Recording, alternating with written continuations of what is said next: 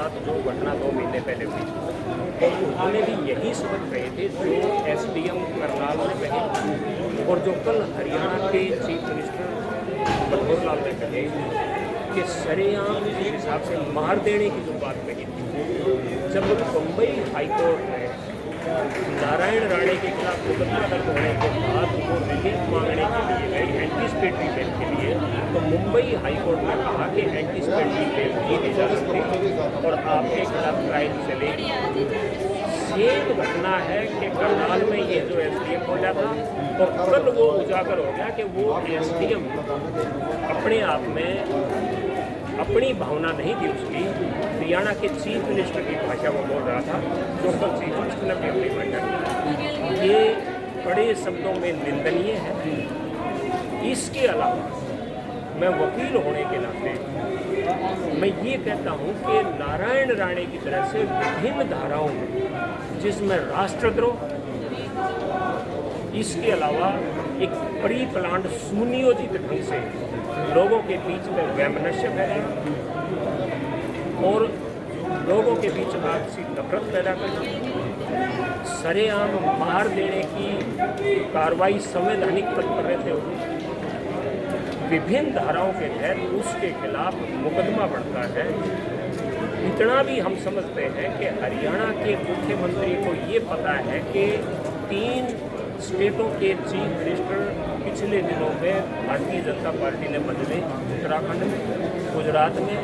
और कर्नाटक में, और तीनों ही सरकार के अनुसार उनके निकम्मेपन की वजह से कमिंग चुनाव को ध्यान में रखते हुए कि निकम्मे हैं, इनकी जगह नया चेहरा लेके आए तो भूल हो जाए। और उस निकम्मेपन के चीफ मिनिस्टरों की अगर कोई बात हो तो ये भी पिछले दिनों एक सर्वे आया था और उसमें हरियाणा का चीफ मिनिस्टर टॉप पर था और ये भाषा बोल के कहीं ना कहीं वो अपने आप को जिस हिसाब से ये विकेट गिरती जा रही है चीफ मिनिस्टरों की, उसको बचाने के लिए ये भाषा बोल रहा है। लेकिन कल की इस बात के बाद मैं ये दावे से कह सकता हूँ कि मात्र चीफ मिनिस्टर बदलने से बात नहीं बढ़ेगी। हरियाणा प्रदेश की सरकार क्योंकि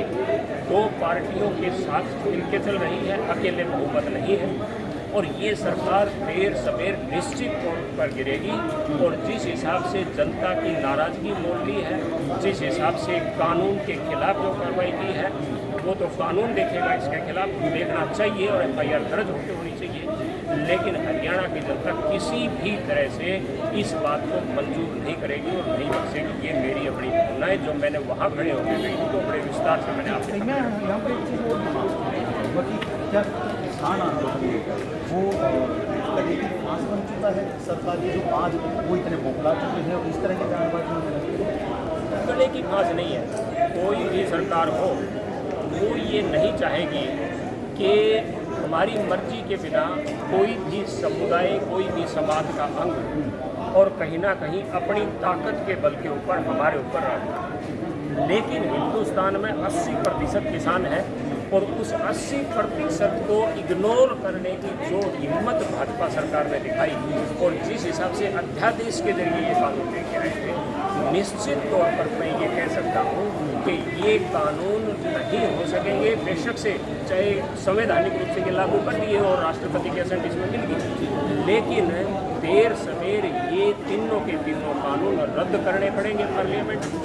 और भविष्य में आने वाली केंद्र में बैठने वाली किसी भी पार्टी की कोई भी सरकार किसान के साथ इस तरह पर पंगा नहीं ले पाएगी जिस तरह पर ये लिया। इतनी बड़ी ताकत आज हिंदुस्तान में किसान बढ़ गया कि जब पहले क्षेत्रीय तौर पर छोटी छोटी घटनाएं अपनी अपनी किसान लड़ा करते थे, आज चाहे सेब का व्यापारी, सेब का किसान चाहे हिमाचल प्रदेश या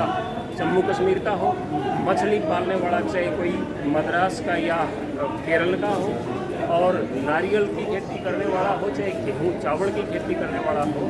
आज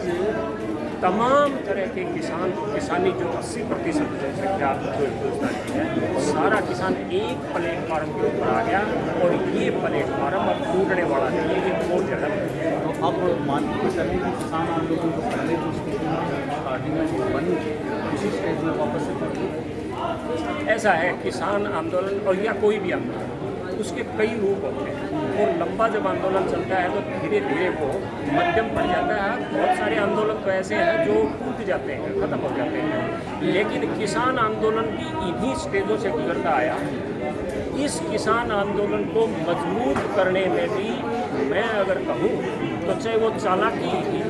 सबसे पहला रोल हरियाणा के चीफ मिनिस्टर का, जिसने पंजाब से किसान दिल्ली जा रहे थे, हरियाणा से कोई लेना देना नहीं था, उसने जिस हिसाब से रोड काट के और पानी की उछारे मार के उनको छेड़ा। उसके बाद ये जंक्शन जो हरियाणा में लगा ये दिल्ली में होना चाहिए था, लेकिन हरियाणा के चीफ मिनिस्टर की मूर्खता की वजह से ये हरियाणा में लगा। उसके बाद फिर ये आंदोलन एक बार 26 जनवरी की घटना के बाद ढीला पड़ गया था। दोबारा से इस आंदोलन को अपनी मूर्खता की वजह से लोनी के एमएलए नंद किशोर गुर्जर ने दी, जिसने छेड़ करके और वहाँ मौके पर जाके लोगों के साथ जो दुर्व्यवहार किया वहाँ, ये दूसरी घटना थी जिससे टूटता हुआ आंदोलन दोबारा से खड़ा हो गया। अभी पिछले इन दिनों में 10-15 दिन में स्थिति कुछ ऐसी आ गई थी कि किसानों के पास भी, और सुप्रीम कोर्ट ने जिस हिसाब से उनको पार्टी बनाने की बात चल रही थी, अब बहुत ज़्यादा ऐसा लगने लग गया था कि भी कोई बहुत ज़्यादा बात अब इस ढंग से लड़ाई लड़ने की किसान के पास नहीं रहेगी। वो अलग बात है कि एकता है, वो लड़ाई लड़ेगा, लेकिन नहीं लगता था। कल की जो घटना है, इस घटना ने दोबारा से फिर इस आंदोलन को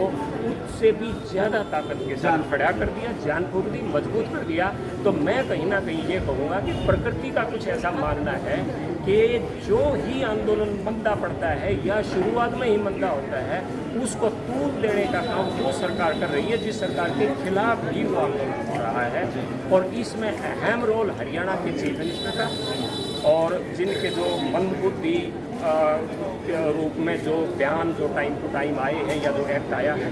और इसके बाद दूसरा उत्तर प्रदेश के उस एमएलए का, और उसके बाद ये उत्तर प्रदेश की घटना और हरियाणा के मुख्यमंत्री का ये बयान, इससे आंदोलन दोबारा से फिर मजबूती पकड़ गया। मैं ये दावे के साथ कह सकता हूँ, और ये सरकार को लेकर जाएगा। बिल्कुल। और आप यहाँ पर खुद भी समझ सकते हैं, देख सकते हैं कि एक ही परिवार के दो लोग और दोनों की विचारधाराओं में बड़ा डिफरेंस है।